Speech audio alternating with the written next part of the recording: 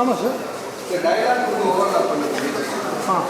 இல்லை அது சில இடத்துல நாங்கள் இன்டென்ஷனலாக தான் வச்சோம். அது இப்போது பவன் நான் பேசுகிற இடத்துல சார்லி சாரோட ஓவர்லாப் இருக்கும். அது மாதிரி 2-3 இடத்துல வச்சுருக்கோம்.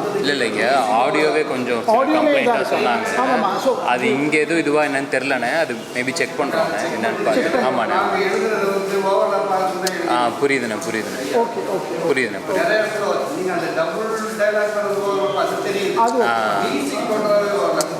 புரியுதுண்ணே. Okay okay sir. அது கண்டிப்பாக என்னென்னு பார்க்குறோம் சார். தேங்க்யூ.